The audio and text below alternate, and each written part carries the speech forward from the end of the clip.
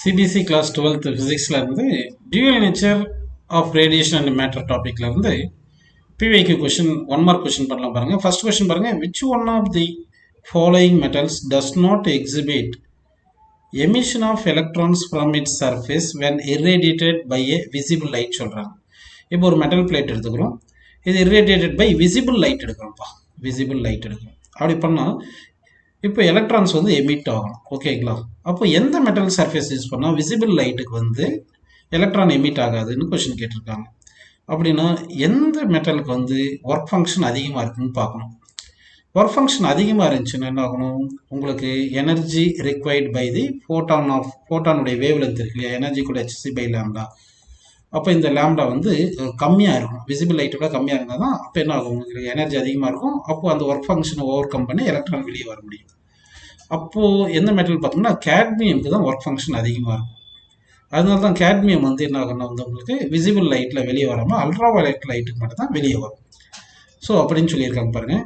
Certain metals like zinc, cadmium, magnesium respond to only UV light to cause electron emission from its surface. அதனால C கரெக்ட்னு சொல்லியிருக்காங்க, ஓகேங்களா?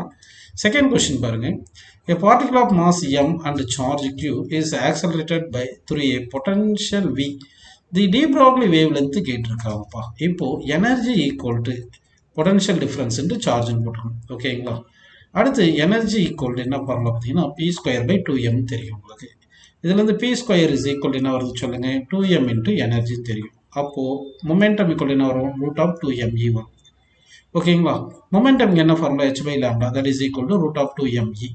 இதுல இருந்து நம்ம lambda equal என்ன எடுத்துக்கலாம் சொல்லுங்க, lambda is equal to h by root of 2me போடும்போது 2m போட்டு e பிளேஸில் விக்யூன்னு போட்டுக்கலாம். அப்போ விக்யூன்னு போட்டாச்சு. அப்படின்னா எந்த ஆப்ஷன் கரெக்டாக வருது பாருங்க, ஆப்ஷன் சி கரெக்ட். அடுத்த கொஸ்டின் பாருங்க, the energy of photon of wavelength lambda கேட்டிருக்காங்க. எனர்ஜி இஸ் ஈக்குவல் நமக்கு என்ன தெரியும், hc பை லேம்டா அப்படின்னு தெரியும். ஸோ அப்போ ஆப்ஷன் பி கரெக்ட், சரிங்களா? அடுத்த கொஸ்டின் போயிடலாம் பாருங்க. The number of photons of frequency 10 power 14 hertz radiates of 6.62 joule will be கேட்டிருக்காங்க. அப்போ எனர்ஜி 6.62 சொல்லியிருக்காங்க. அப்போ எனர்ஜிக்கு என்ன ஃபார்முலா, NH நியூ அப்படின்னு போட்டலாம். எனர்ஜி வந்து 6.62 கொடுத்துருக்காங்க. n வந்து நம்பர் ஆஃப் ஃபோட்டான்ஸு, h வந்து எவ்வளோ பாருங்க 6.62 இன்ட்டு 10 power minus 34. ஃப்ரீக்வன்சி எவ்வளோ கொடுத்தாங்க 10 power 14 சொல்லியிருக்காங்க, ஓகேங்களா? இப்போ இந்த 6.62 கேன்சல், இந்த 10 power 14 10 power minus 34 கேன்சல் பண்ணால் -20 வரும், -20 வரும். இந்த 10 power -20 லெஃப்ட் சைட் கொண்டு போனோம்னா n ஈக்குவல் 10 power 20 மாறிடும். ஸோ நம்பர் ஆஃப் ஃபோட்டான்ஸ் வந்து எமிட்டட் வந்து 10 power 20 வந்து கரெக்ட் ஆன்சர் அப்படின்னு எடுத்துக்கலாம்ப்பா. அடுத்த கொஸ்டின் பாருங்க, the energy of emitted photo electron depends on அப்படின்னு கேட்டிருக்காங்க. So energy is equal to நமக்கு hc பை லேம்டா தெரியும் இல்லையா, அப்போ வந்து வேவ் லென்த் ஆஃப் லைட்டை வந்து டிபெண்ட் பண்ணியிருக்கும். அடுத்த கொஸ்டின் பாருங்க, the value of 1 million electron volt கேட்குறாங்க. 1 மில்லியன் எலக்ட்ரான் வோல்ட் அப்படின்றது என்ன பார்த்தீங்கன்னா 1 மில்லியன்ன்றது 10 power 6 + 6 இன்ட்டு எலக்ட்ரான் வோல்ட்னு போடணும். அப்போது 10 power 6 இன்ட்டு ஒரு எலக்ட்ரான் வந்து எவ்வளோ 1.6 இன்ட்டு 10 power -19 கூலும் வரும், இன்ட்டு வோல்ட் போட்டோம்னா ஜூல் வந்துடும். இப்போ 10 power 6ம் 10 power -19 கேன்சல் பண்ணால் 10 power -13 வந்துடும், ஓகேங்களா? அப்போ 1.6 இன்ட்டு 10 power -13 ஜூல் தான் வந்து 1 மில்லியன் எலக்ட்ரான் வோல்ட் அப்படின்னு எடுத்துக்கலாம். Third option correct.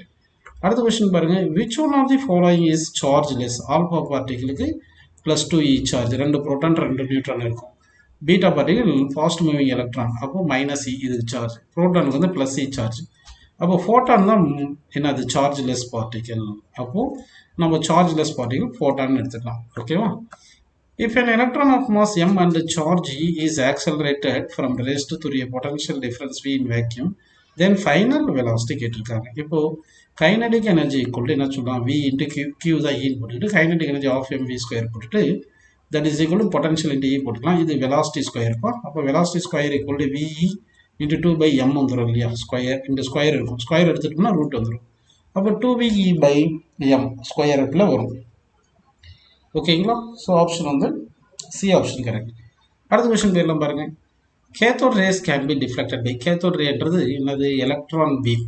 எலக்ட்ரான் பீம்னால சார்ஜ் இருக்கிறதுனால எலக்ட்ரிக் ஃபீல்ட்னாலையும் ஃபோர்ஸ் ஆக்ட் ஆகும், ஈக்யூ ஃபோர்ஸ்னால எலக்ட்ரிக் ஃபோர்ஸ் வந்து ஈக்யூனால ஃபோர்ஸ் ஆக்ட் ஆகும், மேக்னெட்டிக் ஃபீல்டுனாலையும் ஃபோர்ஸ் ஆக்ட் ஆகும். மேக்னெட்டிக் ஃபோர்ஸ் வந்து பிக்யூவி, சரிங்களா? அப்போது எலக்ட்ரிக் ஃபீல்ட் மேக்னெட்டிக் ஃபீல்ட் ரெண்டுத்தினாலையும் என்ன ஆகும், டிஃப்ளெக்ட் ஆகும். அதனால போத் டைப் ஆஃப் ஃபீல்டுன்னு option C கரெக்ட்னு எடுத்துக்கலாம்ப்பா.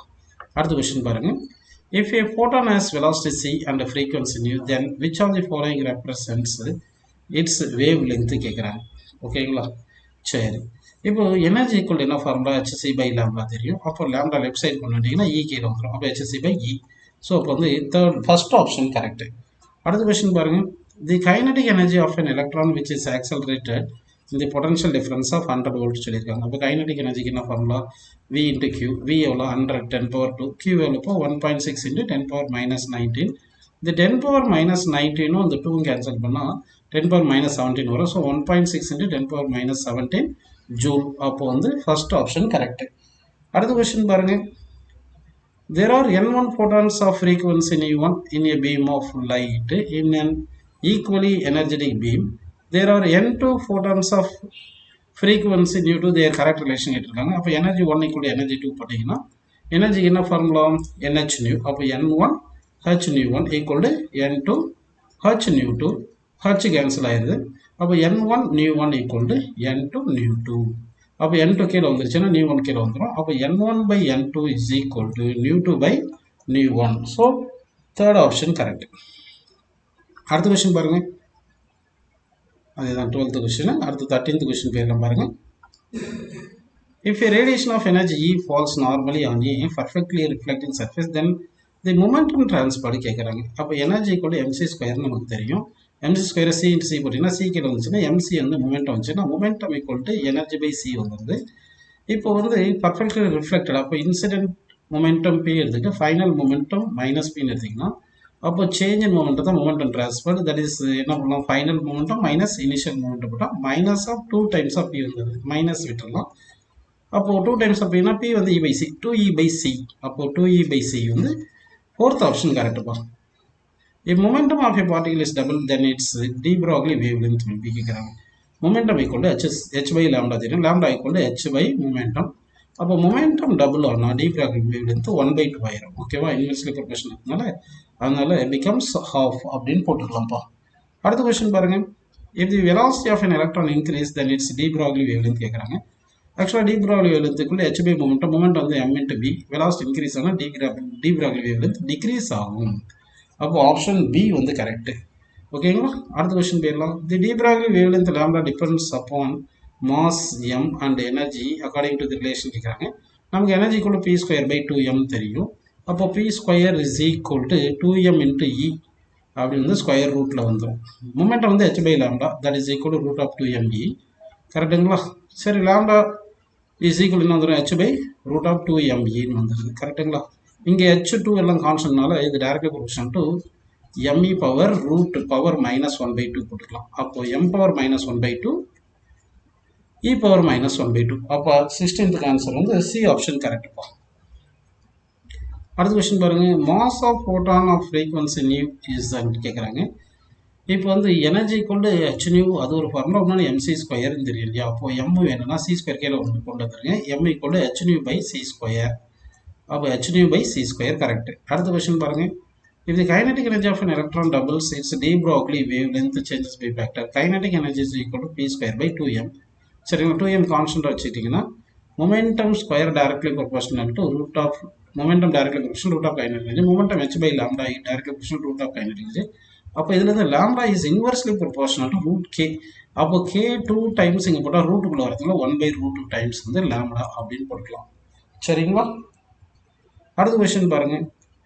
In photoelectric effect, the number of electrons ejected per second is proportional to intensity of light. Intensity னா h எனர்ஜி இன்டென்சிட்டி வந்து directly proportional number of photons. Number of photon strikes அதிகமாக இருந்துச்சுன்னா நிறைய electrons வெளியே வந்துடும். அதனால intensity of லைட்னு எடுத்துக்கலாம். அடுத்த கொஸ்டின் பாருங்க. If the intensity of light falling on a metal increased, intensity increase ஆகுதுன்னா number of photon strike the metal surface increase ஆகும். அப்போ நிறைய எலக்ட்ரான்ஸ் வரும். நிறைய எலக்ட்ரான்ஸ் இருந்துச்சுன்னா ஃபோட்டோ எலக்ட்ரிக் கரண்ட் இன்க்ரீஸ் ஆகும். ஏன்னா current equal to NE by T தானே. என் அதிகமாக இருந்துச்சுன்னா நிறைய கரண்ட் கிடைச்சிடும். அடுத்த கொஸ்டின் பாருங்க. when ultraviolet rays are incident on a metal plate, then photoelectric effect does not occur. It occurs by the incidence. photoelectric effect அல்ட்ராவயலட்டுக்கே நடக்கலைன்னா அப்போ எனர்ஜி அதிகமாக, இன்னும் அதிகமான எனர்ஜி ரேடியேஷன் தேவை. அப்போ வந்து லேம்டா கம்மியாக இருந்தால் தானே எனர்ஜி அதிகமாக இருக்கும். அல்ட்ராவயலட் ரேக்கோட வேவ்லென்த் கம்மியாக இருக்குது எக்ஸ்ரே. அப்போ எக்ஸ்ரே யூஸ் பண்ணி ஃபோட்டோஎலக்ட்ரிக் எஃபெக்ட் வந்துடும். அடுத்த கொஸ்டின் பாருங்க. Photosensitivity of a metal is high if its work function is small. Work function small இருந்துச்சுன்னா கம்மியான ஃப்ரீக்வன்சிக்கு என்ன ஆயிரும் உங்களுக்கு வந்து ஃபோட்டோ எலக்ட்ரான் வந்துடும். அதனால சென்சிட்டிவிட்டி அதிகமாக இருக்குன்னு சொல்லிடலாம். ட்ரூ. ஒர்க் ஃபங்க்ஷனுக்கு HF நாட், இதுவும் ட்ரூ. ஆனால் அந்த work function nature of the மெட்டீரியலை பொறுத்து தான் இருக்கும் அப்படின்றதால ஆப்ஷன் பின்னு போட்டுக்கலாம்ப்பா. அதான் இங்கே எக்ஸ்பிளனேஷன் கொடுத்துருக்காங்க பாருங்கள். Photo sensitive of a metal is high when its work function is small. Correct. The work function of a metal depends on not on the threshold frequency but on the nature of the metal. Okay, அதனால தான் B, அதுதான் தான் reason வந்து do not explain assertion போட்டாச்சு. அடுத்து பாருங்க, the energy E and momentum P of a photon is related with P equal to E by C. இது correct. photon behaves like a particle. photon வந்து பார்ட்டிகலாக behave ஆகிறதுனால தான் என்ன பண்ணுறோம், இந்த ஈக்குவேஷன் வருது. பார்ட்டிகலாக பிஹேவ் ஆனது என்ன பண்ணுவோம், மொமெண்டம் h by lambdaன்னு போட்டு, அதாவது sorry energy equal to MC ஸ்கொயர்னு போட்டு எம்சி இன்ட்டு சின்னு போட்டு மாஸ் இருக்கிறதுனால தான் பார்ட்டிகல்னால வச்சுட்டு எம்சி தான் மொமெண்டம் வச்சுட்டு மொமெண்டம் ஈக்குவல் டு இபைசின்னு போட போகிறோம். அதனால கரெக்டுன்னு எடுத்துக்கலாம்ப்பா. ஸோ அதுதான் இங்கே ரிலேஷனும் சொல்லியிருக்காங்க. சரிங்களா, ஏ கரெக்ட். அடுத்து பாருங்கள், photo electric effect demonstrates the wave nature of light. தப்பு. ஏன்னா இது பார்ட்டிகல் நேச்சரை சொல்லுது. The number of photo electrons is proportional to frequency கிடையாது, இன்டென்சிட்டி. அப்போ இதுவும் ஃபால்ஸு. அப்போ both assertion and reasons are false. இந்த எக்ஸ்பிளனேஷன் கொடுத்துருக்காங்க பாருங்கள். அடுத்த கொஸ்டின் பாருங்கள், kinetic energy of a photo electrons emitted by a photo sensitive surface depends அப்போ வந்து intensity of the photo incident ஃபோட்டோன்னு சொல்கிறாங்க. தப்பு. Frequency of the incident photo வந்து டிபெண்ட் பண்ணியிருக்கோம். அப்போ இது false. The ejection of electron from the metallic surface is possible with frequency of incident photon below threshold கிடையாது, எபோவ் த்ரெஷோல்டு தான் வரும். அதனால இதுவும் ஃபால்ஸு. அப்போ both assertion and reasons are false. Explanation பாருங்கள். அடுத்து பாருங்கள், mass of moving photons varies linearly with the wavelength சொல்லியிருக்காங்க. சரிங்களா, சரி. அப்போ 26 பாருங்க. அப்போ லேம்டா, அதாவது lambda equal h by m v. அப்போ எம் மாறும்னா லேம்டா வந்து மாறும். கரெக்டுங்களா, அதான் இன்வெர்ஸ்லின்னு சொல்லியிருக்காங்க. லேம்டா இன்வெர்ஸ்லி ப்ரொபோர்ஷனல் மாஸ்ன்னு. Energy of the particle equal to mass into speed into light square. இதான் m c equal to m c square. அப்போ ரெண்டுமே கரெக்ட். அசர்ஷனும் கரெக்டு, ரீசனும் கரெக்ட். ஆனால் reason do not explain assertion, அதனால பின்னு போட்டுக்கலாம். எக்ஸ்பிளனேஷன் இங்கே கொடுத்துருக்காங்க. அடுத்த கொஸ்டின் பாருங்கள், photo electric saturation current increases with the increase in frequency அப்படின்னு சொல்லியிருக்காங்க. சரிங்களா, ஆஃப் இன்சிடென்ட் லைட்னு சொல்லியிருக்காங்க. ஆக்சுவலாக வந்து இது ஃபால்ஸ். ஏன்னா இன்டென்சிட்டியை பொறுத்து தான் ஃபோட்டோ எலக்ட்ரிக் கரண்ட் இருக்கும். அப்போ ஃபால்ஸ் போட்டுக்கலாம். Energy of incident photons increases with increase in frequency and as a result of photoelectric current increases. photoelectric current increase ஆகுது இன்டென்சிட்டினால தான் இன்க்ரீஸ் ஆகும், ஃப்ரீக்வன்சினால கிடையாது. அதுதான் இது ஃபால்ஸு. அப்போ both assertion and reasons are ஃபால்ஸ்ன்னு போட்டுக்கலாம்ப்பா. அடுத்து பாருங்க, தி photo electrons produces by a monochromatic light beam of incident on a metal surface have a spread in their kinetic energy. இது வந்து ட்ரூ. ஓகேங்களா, சரி. ஏன்னா ஒர்க் ஃபங்க்ஷன் டிஃப்ரெண்ட்டாக இருக்கும், ஒவ்வொரு எலக்ட்ரான்ஸுக்கும் ஒர்க் ஃபங்க்ஷன் டிஃப்ரெண்ட்டாக இருக்கிறதுனால டிஃப்ரெண்ட் கைனடிக் எனர்ஜி இருக்கும். அந்த work function of the metal varies as a function of depth from the surface. இதுவும் ட்ரூ. இதனால தான் அந்த அசர்ஷனவே சொல்கிறோம். அதனால இதுக்கான எக்ஸ்பிளனேஷன் இங்கே கொடுத்துருக்கோம் பாருங்கள், இது படித்து பாருங்கள். அடுத்த கொஸ்டின் பாருங்கள், the photo electrons produced by a monochromatic light beam incident on a metal surface have spread in the air kinetic energy. அதே தான் போன கொஸ்டின் சொன்னதான் true. Work function of a metal surface characteristic property, இதுவும் true தான். ஓகேங்களா, so இதுக்கு option B. இதுக்கான explanation இங்கே இருக்குது. அடுத்த கொஸ்டின் பாருங்கள், in photosensitive cell inert gas is used. இது வந்து true. Inert gas is phenomenal photoemissive cell gives greater current. இதுவும் ட்ரூ. இது எக்ஸ்பிளைன்ஸ் அசர்ஷன் வருதுனால ஏன்னு போட்டிருக்காங்க. எக்ஸ்பிளனேஷன் இங்கே கொடுத்துருக்கோம், படித்து பாருங்கள். அடுத்து பாருங்கள், in process of a photoelectric emission all emitted electrons do not have same kinetic energy. இது ஆல்ரெடி நம்ம பார்த்துட்டோம். ஏன்னா ஒவ்வொரு எலக்ட்ரானும் டிஃப்ரெண்ட் டெப்த்லேருந்து வெளியே வரனால ஒரு கைனடிக் எனர்ஜி டிஃப்ரெண்ட்டாக இருக்கும். அது ட்ரூ. அடுத்து பாருங்கள், if radiation falling on photo sensitive surface of a metal consist of different wave length then energy acquired by electron absorbing photon of different wavelengths shall be different. correct. இதுவும் true. சரிங்களா, சரி. இப்படி இருக்கிறதுனாலையும் இது இப்படி different kinetic energy வரும்னு சொல்லலாம். அதனால ஏ. அதான் எக்ஸ்பிளனேஷன் இங்கே இருக்குது.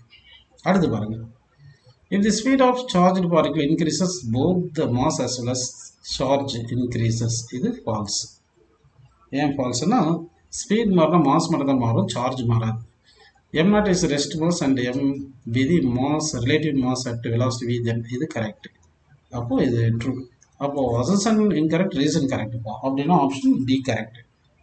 ஸோ நமக்கு வந்து இந்த 32 கொஸ்டினுக்கு ஆப்ஷன் டி கரெக்ட்னு எடுத்துக்கலாம்ப்பா.